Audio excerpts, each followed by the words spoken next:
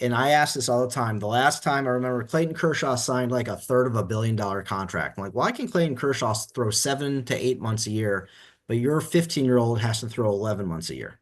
You mentioned that there could be, there may be, it looks like in the 90s where the travel ball, the current iteration of travel ball and injuries almost start to kind of parallel each other. And this is one thing where I'm putting on a workshop here, actually this coming Sunday with a physical therapist.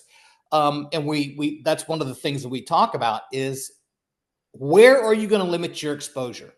Where is your arm going to get a break? Where are you going to take the time to recover?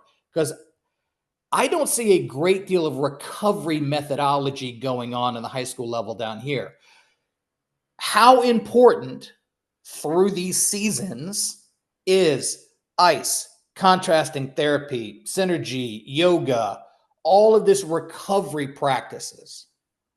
I think, whatever modality is chosen, I think the overarching theme is you can't throw 11 months a year when you're a teenager or younger. And, some Okay, of now you're going the, to ask why. yeah, I know. I'm getting there. Yeah. So number one, not number one, but one of the other concepts to keep in mind, at least in the region I'm in, is high school ball seems to be fading and travel ball team has more control. The high school team is considered the warm-up period, depending on what sort of structured travel program you're in and how competitive it is.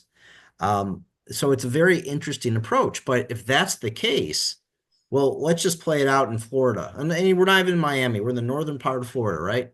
Yep. So high school season, FHSAA starts the last week in January, and now they give you 4 weeks for the pitchers to kind of ramp their arms up. So you're basically starting January 1st. High school baseball starts around Valentine's Day in terms of games. Season goes till May 1st, and if your team's any good, you go into May. You might get 2, 3 weeks off, and then you basically go into travel ball. That's Mayish until October or November. And oh, by the way, you have the weekend, clinics, classics, showcases, whatever you want to call it. So you basically have December if you're lucky, or Thanksgiving to Yeah. January 1st if you're lucky. So the problem is you don't want to completely shut your body down. You want to have relative rest. Give your arm a break to rebuild your arm, whether that is throwers 10, tubing, weightlifting, yoga, whatever it is. And that's if you're healthy. Right. If you're not healthy, then that's a whole other, ball of wax.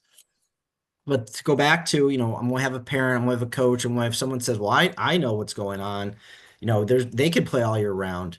Why? And I ask this all the time. The last time I remember Clayton Kershaw signed like a third of $1 billion contract. I'm like, why can Clayton Kershaw throw 7 to 8 months a year, but your 15-year-old has to throw 11 months a year?